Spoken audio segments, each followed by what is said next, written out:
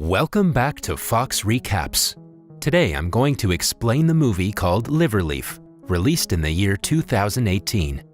The movie begins with the main character of the movie, Haruka Nozaki, opening her school locker to find dirt and dust inside it.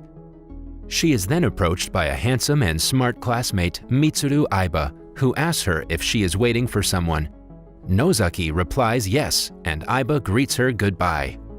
Later, while Nozaki is returning home, she is bullied by her classmates.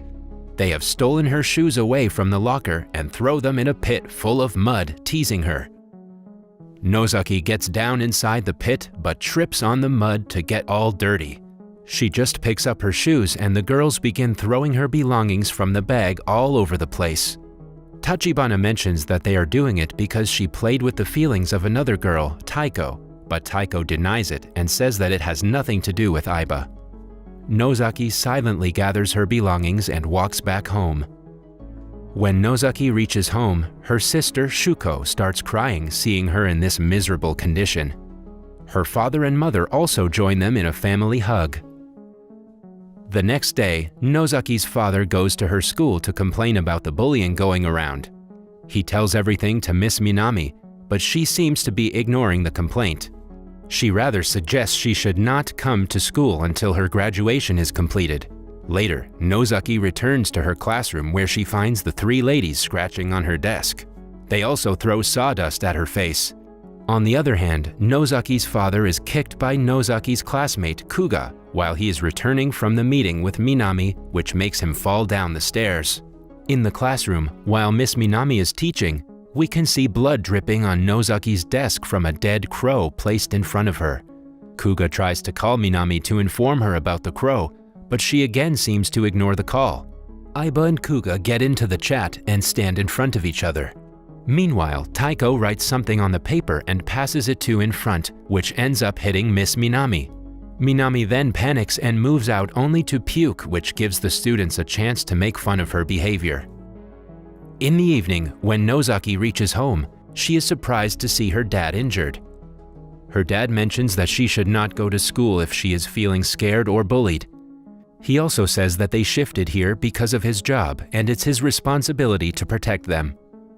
The next morning, Nozaki has a fever and her mother suggests she not go to school and keep resting. Later, her sister arrives and asks her if she is okay. Hearing that she's all right, Shuko starts dancing and jumping all over. We are then taken back to the scene of the school where the ladies are reminiscing about Nozaki. They decide to send someone to check for Nozaki to be okay. A classmate named Rumi is taken as a help to enter her house and make her come to school every day.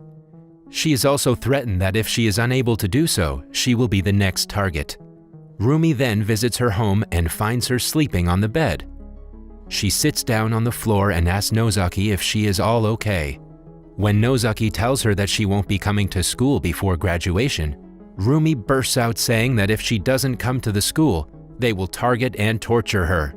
Rumi then clicks some pictures of her and asks her for a music CD for the proof that she has visited Nozaki. The next day, when Nozaki is still absent at school, Rumi is kept inside a cupboard in the classroom and the ladies, including Taiko, start torturing her. On the other hand, we can see Nozaki and her sister walking happily through the forest road where they come across Aiba, who is clicking pictures. He is happy to see them and also takes a picture of the sisters. During taking their picture, he mentions that it's the first time he is taking a human picture. At school, we can see that Rumi is being bullied and her hair is being cut randomly by Taiko. When Taiko asks her if she hates Nozaki, she replies that she wants to kill her. The next day, Nozaki shows the picture that Aiba had taken and she likes it a lot. We can see Aiba waiting for her outside her house. She then waves goodbye and leaves the house with Aiba. The duo roam around the riverside the whole day taking pictures and enjoying each other's company. Aiba mentions that after the snowfall, the city would look more beautiful and accidentally touches her hand. He apologizes for that, but she says it's okay. He then touches her hand deliberately, and she just smiles. While they're returning to their home at night, they notice the college bullies walking past them looking at Nozaki's house.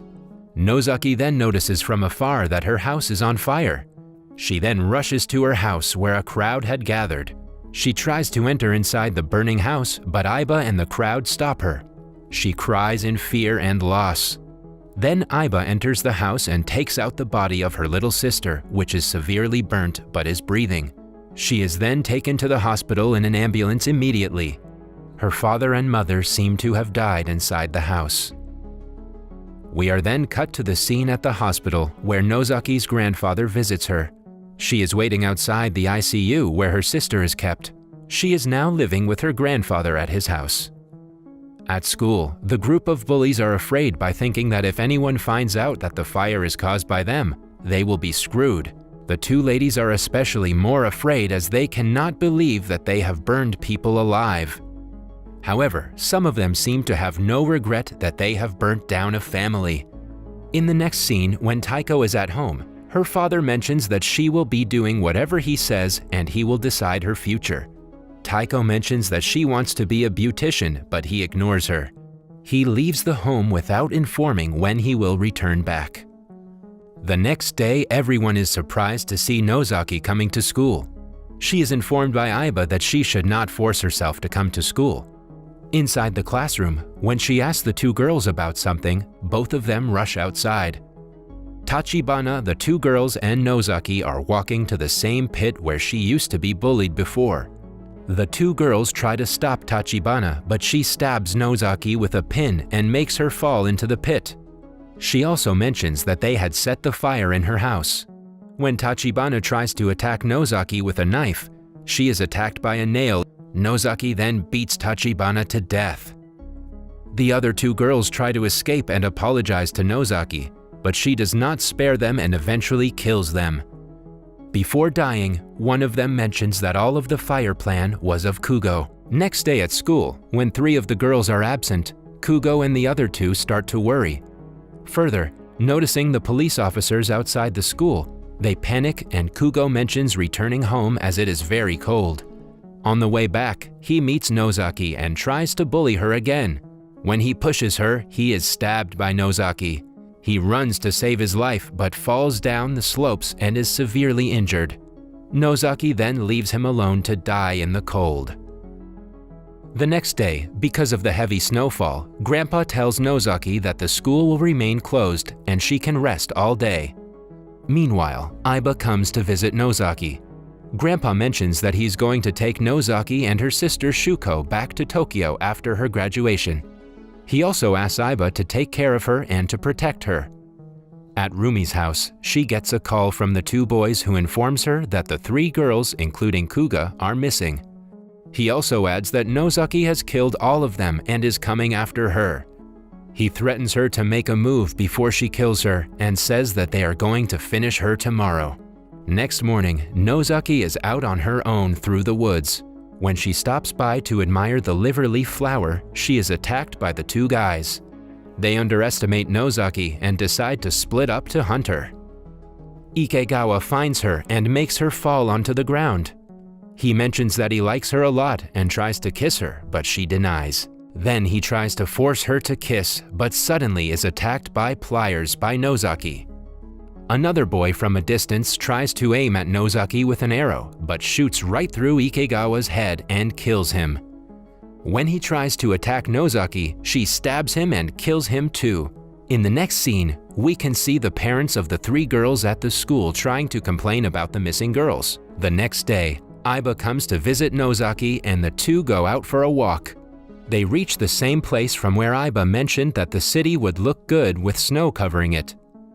They kiss for the first time and Aiba promises to protect her. At home, Aiba tells her grandmother that he would like to go to Tokyo for further study and wants to live with Nozaki as she has nobody to count on. We are then cut to the scene where Rumi is near the pit where Nozaki was bullied. She slides down the pit to find the dead bodies of the three girls. She is very frightened to see that and tries to call Taiko to inform about all this. However, Taiko does not answer any of her calls. While bullying Rumi, she had mentioned earlier that she would like to kill Nozaki. We are shown footage from the past where she mentions that she would make her burn inside her house, pouring kerosene all over. We're shown that Rumi is carrying a gallon of kerosene with her towards Nozaki's house. Taiko prefers to return to her home and the other continues to move forward. In the next scene, we can see Taiko coming to visit Nozaki at her house. After finding no one at the house, she starts to return back. On her way back, she notices Nozaki and stops to meet her. She returns the music CD which Rumi provided her and mentions that she has been listening to it all night.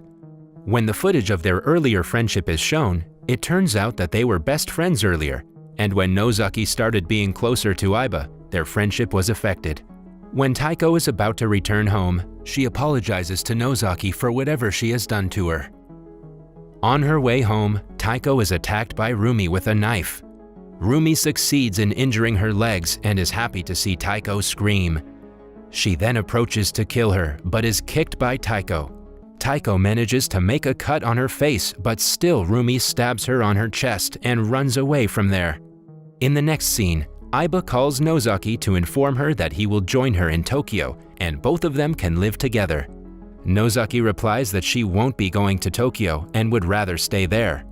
After that, we can see some blood in Aiba's hand. He is also very angry to hear Nozaki refusing him.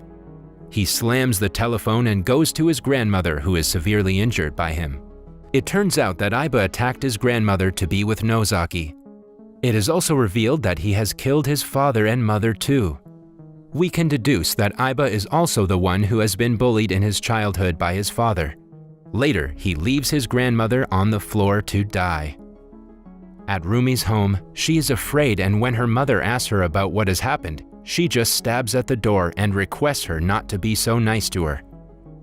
Meanwhile, the parents of the missing students gather together at the school asking for details about their children. Miss Minami arrives there and the parents start insulting her. Minami explodes her anger of being bullied every single day and she vomits again. She falls on the road and gets crushed by the snow shredding machine to die instantly. At the hospital, we see Rumi trying to burn Shuko. Nozaki arrives in time and attacks her. When Rumi mentions that she should not kill anyone in front of her sister, she leaves her and Rumi runs away. While Nozaki is speaking with Aiba, a nurse comes running to inform Nozaki that her grandfather is severely injured and is at the hospital. Nozaki feels suspicious of Aiba and rushes towards him to check his hands. Her suspicion becomes true as she finds Aiba's hand full of blood. He further adds that the wound is because he tried to convince her grandmother a night before. Rumi arrives there and explains how she and other guys lit fire to her house. It turns out that they burned her mother alive outside their house.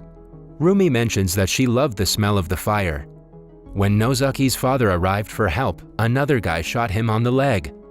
Rumi then started throwing kerosene all over his body along with Shuko. Though others tried to stop her, Rumi was the one who lit him on fire along with the little sister. After hearing this, Nozaki tries to attack her but gets stabbed by Rumi. Aiba brutally attacks Rumi and in this act throws his bag towards Nozaki. Nozaki finds a picture of her father and sister burning alive. Aiba had taken a picture of them before saving her sister. Nozaki is angry to see the picture, and Aiba tries to explain that he took it because he was intrigued by his act. Nozaki then takes out the knife from her stomach and tries to attack Aiba. After she attacks, Aiba gets angry at her and starts punching her in the face. Right then, Aiba picks up his camera to take a picture of her face. He notices the liver leaf blooming and starts taking its pictures. He tells Nozaki to promise him that she will stay with him, otherwise he will leave her to die in the cold. Meanwhile, Nozaki picks up the bow and arrow of the guy she killed before and shoots right through the camera into the eyes of Aiba, killing him. After he dies, she starts moving forward towards her home but is badly injured. She takes out and has a look at the necklace her sister gave her and falls flat on the road. In the last scene, we see Taiko taking her graduation certificate. She reaches towards their classroom and remembers how she and Nozaki used to be friends together.